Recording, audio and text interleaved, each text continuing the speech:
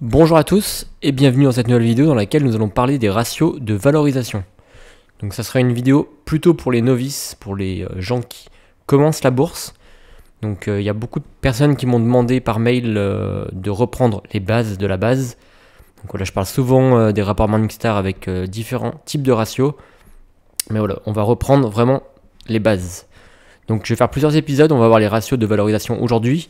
Dans un second épisode, on verra les ratios de rentabilité. Et ensuite, on verra les ratios de solvabilité, donc liés à l'endettement. Donc tout d'abord, qu'est-ce que la valorisation ? Ensuite, on verra également qu'est-ce qu'un ratio et les différents ratios utilisés. Donc qu'est-ce que la valorisation de l'entreprise ? Elle consiste à évaluer séparément chaque élément de l'actif, bien que possède l'entreprise, et du passif, donc les dettes et provisions pour risques et charges, inscrits au bilan de l'entreprise afin d'obtenir un actif net corrigé et réévalué. Donc le bilan de l'entreprise, le bilan comptable, il permet en fait c'est vraiment un indicateur du patrimoine de l'entreprise. Donc qu'est-ce que vaut l'entreprise réellement ? Cet actif correspond donc à la valeur de l'entreprise. L'objectif est d'évaluer financièrement la somme que devrait verser une personne physique ou morale pour acquérir 100% du capital de la société. Qu'est-ce qu'un ratio ? Donc un ratio, c'est aussi un multiple. Un ratio de valorisation est généralement le rapport entre un prix de marché, donc le cours de bourse, valeur d'entreprise, et un indicateur financier, donc le bénéfice, l'actif net, le résultat brut d'exploitation, ou l'inverse, par exemple, le ratio entre le bénéfice et le cours de bourse, déterminer le rendement bénéficiaire d'un titre, ou le rapport entre le flux de trésorerie disponible et la valeur d'entreprise. Valoriser son entreprise peut se faire à tout moment, que ce soit pour améliorer le fonctionnement interne de l'entreprise ou convaincre de potentiels investisseurs de financer votre projet. Toutefois, cette étape d'évaluation de société est essentielle pour le chef de l'entreprise au moment où il souhaite, par exemple, vendre son entreprise donc à 100%, ou également céder des parts de son entreprise, donc ça sera plus s'il veut s'introduire sur les marchés financiers pour augmenter sa capitalisation, pour croître davantage. Donc là, par exemple, via une IPO. Donc voilà. Au niveau de la bourse, ça sera plus ce point-là qui sera important. Également, déterminer la valeur de ses impôts et taxes ou acquérir une nouvelle entreprise ou des actions. Donc l'approche par les sociétés comparables, c'est celle qui est la plus utilisée. Donc le principe, c'est de comparer un certain nombre de sociétés similaires, le peer group, ou un secteur d'activité afin de faire ressortir des ratios et des multiples de valorisation, permettant ainsi d'établir une juste évaluation des différentes sociétés. Donc c'est vrai que lorsque j'analyse une entreprise, je passe souvent par des rapports Morningstar, et tous les ratios, je les compare par rapport au secteur, donc par rapport aux entreprises concurrentes. C'est vraiment ce qu'il faut faire, donc des sociétés comparables. Grâce à ces mesures, les entreprises pourront établir des moyennes et ainsi évaluer leurs entreprises. Cette méthode de valorisation, aussi appelée méthode des comparables, est très utilisée pour les entreprises cotées, puisque les informations de celles-ci sont totalement transparentes et de ce fait très faciles à récolter et comparer. Mais elle est aussi utilisée pour comparer les entreprises non cotées. Donc pour l'instant, j'ai toujours pas investi dans les entreprises qui ne sont pas cotées, parce que c'est plus compliqué, on a moins de transparence au niveau des chiffres, mais peut-être à l'avenir.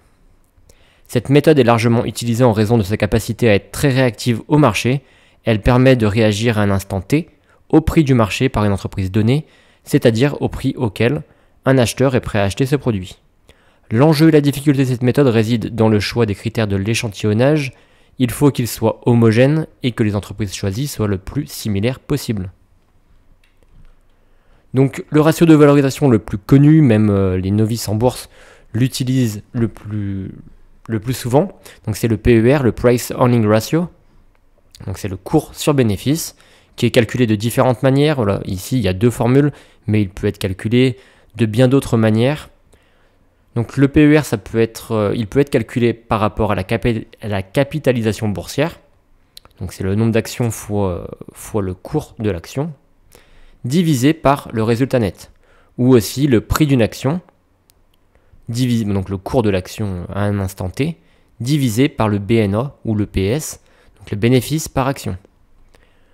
Le PER, donc le Price Earning Ratio, est un ratio financier qui mesure le rapport entre le prix d'une action et son bénéfice par action.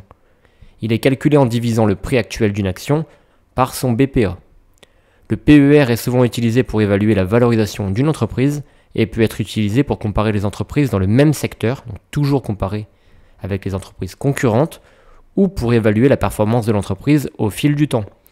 Donc c'est vrai que ce qui est bien avec les rapports Morningstar, c'est qu'on peut comparer un ratio d'une entreprise avec les entreprises concurrentes évidemment, mais aussi avec celles d'un même pays et également avec le PER de cette même entreprise sur les 5 dernières années. Donc une moyenne du PER sur les 5 dernières années, ça peut être intéressant. Un PER élevé peut indiquer une survalorisation de l'entreprise, tandis qu'un PER faible peut indiquer une sous-valorisation de l'entreprise. Cependant, il est important de prendre en compte d'autres facteurs tels que les perspectives de croissance future, les opportunités d'investissement et les risques potentiels lors de l'évaluation du PER. C'est vrai que si une entreprise a un PER très élevé, ça peut également être dû à une forte croissance. Donc dans ce cas-là, il faudra plus calculer le PEG, donc le Price Earning Growth, comme on le verra par la suite. Également, le PER, c'est aussi un paramètre, un indicateur théorique qui permet, par exemple, pour une entreprise, prenons un exemple, une entreprise qui a un PER de 5 aujourd'hui, si vous l'achetez aujourd'hui, ça veut dire théoriquement que dans 5 ans, vous serez autofinancé. Vous aurez un retour sur investissement d'ici 5 ans. Donc le PEG, donc le Price Earning Growth, pour deux entreprises par exemple qui auraient les mêmes ratios et le même PER, un PER de 10 par exemple, si une entreprise a une croissance de 20% avec un PER de 10, elle sera bien sûr sous-évaluée par rapport à une entreprise qui a le même PER mais une croissance de 5. Donc voilà. Et ce qui est aussi intéressant, c'est de comparer par exemple une entreprise comme LVMH qui aurait un PER aux alentours de 30 par rapport à une entreprise concurrente qui aurait un PER de 15. Là, on pourrait croire par rapport au PER que LVMH est surévalué, mais sauf qu'LVMH a une croissance, on va dire, de 20% par an et qu'une autre entreprise aurait peut-être une croissance de 7-8%. Dans ce cas-là, il faut bien calculer le PEG. Donc il peut être calculé de différentes manières.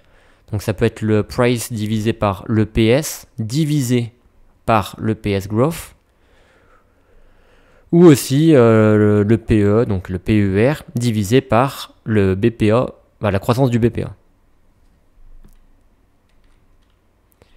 Donc par exemple les ratios de valorisation de LVMH sur un rapport Morningstar.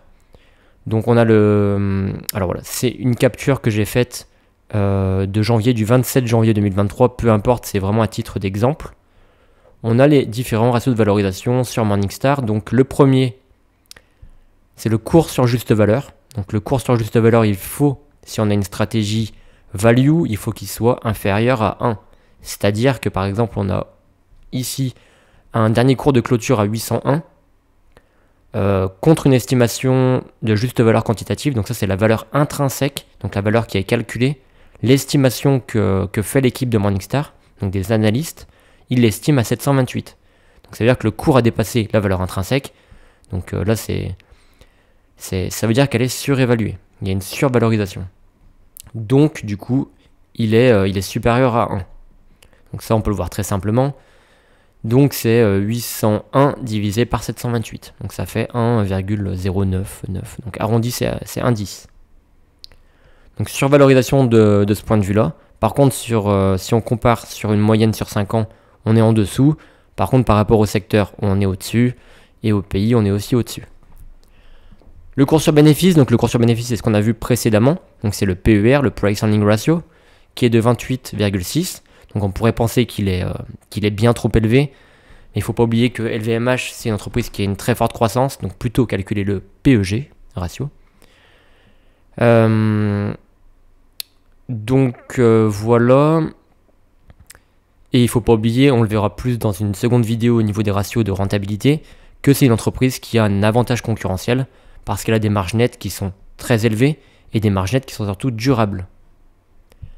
Un BPA anticipé, donc le BPA anticipé, c'est l'EPS ou le bénéfice par action, qui est ici de 25. C'est pas un indicateur que j'utilise beaucoup. Ce que je fais, c'est que je regarde si le BPA est croissant lors des 5 dernières années. Ça, on peut aussi le voir sur les rapports Morningstar. Et il faut au moins comparer sur les 3 dernières années si vraiment vous n'avez pas les données. Le cours sur trésorerie, donc ça, il est aussi très important. C'est aussi ce qu'on appelle le price to cash flow. Donc il faut qu'il soit le plus petit possible. Là, on voit qu'il est supérieur à celui du secteur. Ça ne veut pas forcément dire que LVMH a une moins bonne trésorerie que sa concurrence, mais ça veut dire que aussi le cours est potentiellement trop élevé par rapport à sa trésorerie en comparant aux autres concurrents. Le rendement en dividende, ça c'est quelque chose que je regarde assez peu. Il faut bien différencier une entreprise de croissance comme LVMH à une entreprise qui serait mature. Donc une entreprise mature, elle a beaucoup moins de croissance, elle a quasiment pas de croissance.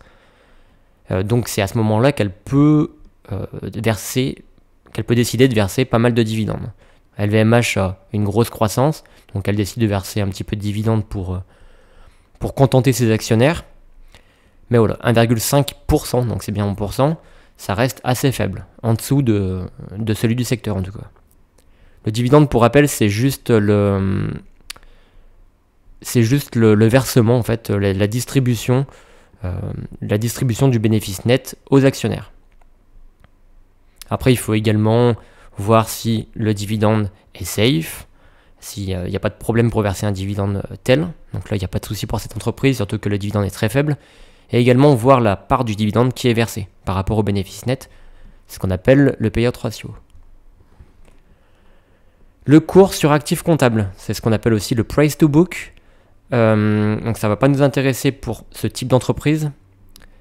C'est plus lié à l'activité et c'est vraiment un indicateur, un paramètre qu'on utilise pour les entreprises qui ont une activité dans l'immobilier, donc tout ce qui est rates. Donc voilà. Et le cours sur CA, donc le cours sur chiffre d'affaires. Ici, moi c'est vraiment un indicateur que je ne prends pas en compte, je le regarde comme ça. Mais le chiffre d'affaires, ça veut tout et rien dire, tout dépend des marges. Si les marges diminuent, donc voilà, si les marges diminuent et que le chiffre d'affaires augmente assez peu, le résultat net va diminuer. Il vaut mieux regarder un chiffre d'affaires croissant sur 5 ans. S'il n'est pas croissant, déjà, c'est quasiment éliminatoire. C'est quand même la base de la base. Le chiffre d'affaires, c'est l'ensemble des ventes qu'on retrouve tout en haut. Donc, c'est la base. Sur le rapport Morningstar également, on peut observer, donc c'est juste un petit résumé, les scores quantitatifs. Donc, on peut voir s'il y a un avantage concurrentiel.